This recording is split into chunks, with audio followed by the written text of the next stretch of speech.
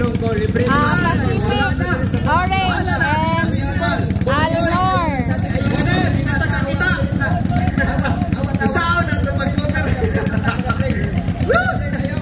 Alright, happy Sarangani Bay Festival. Paliw lang ay wala din natin observe.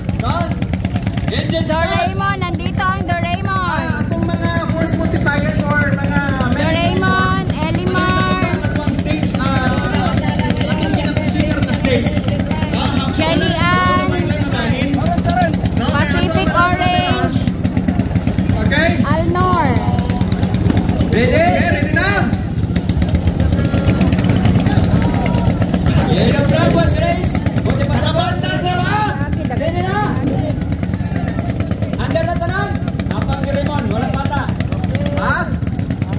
Vote number 41. Asaman. Asa 41? 41. Nakapandar na na? Wala pa. Vote number 7. 41, Pacific Orange. Vote number 10. Reverend Johnson. Ano na? Ipabuhagay na. Vote number 20. Ano na? Vote number 20. Elimar, number 10. Doraemon, number 20. Number 7, Jelly Ann. Alnor, number 17. Wala pa. Paliyok na. Ayaw sa ninyo. Sip na lang ha. Vote number 41. Wala pa yun? Go!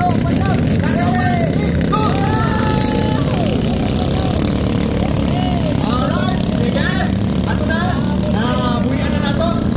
Katuan first hit. Okay, so ako na nakadagan ang vote number 41 na palo. Okay, so si Reverend Johnson, vote number 10. And kada Midyan, vote number 17. And sa vote number 20. 17 ang wala kadagan. 17 ang mga kadagan. 17 lang Okay. Sige. Okay, so dili pa kayo visible sa ato ha kung kinsa ang naguna. 17 yan ang saka. Upat na kadagan. Aliw, bilis na nga. Ayaw lang i-cover ha. Ayan ang una ay Elimar. Kita lagi nato na. Sige. Oy, nakaliko na pambaboy sa vote number 2. Nagiyari na. Okay, so sige. Hindi kayo sa visible. Pero pag tuyong bumalik, klaro na ni.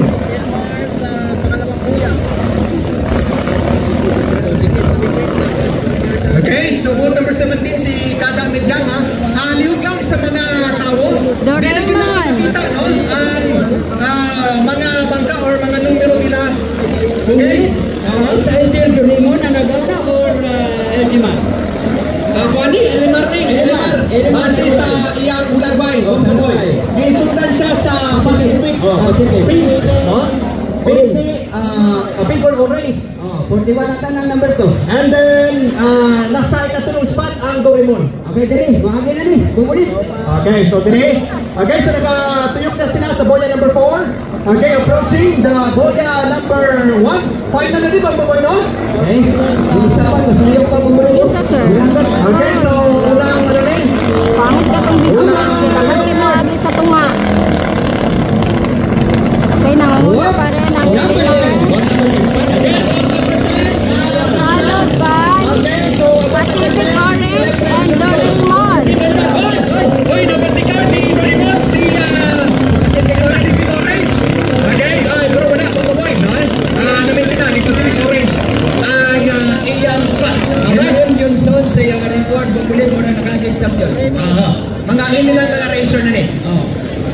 Wala na, di na makita sa itong mga camera, kay puro ulo na lang eh, boy. Puro ulo nakita yun. sa itong Facebook Live, baliw daw. Mga force multipliers na ito, or mga men in uniform. Kung saan pag-view sa itong mga kabobo, itawag silang panimalay, na puro ulo naman yung nakita. Last boya. Alright, sige.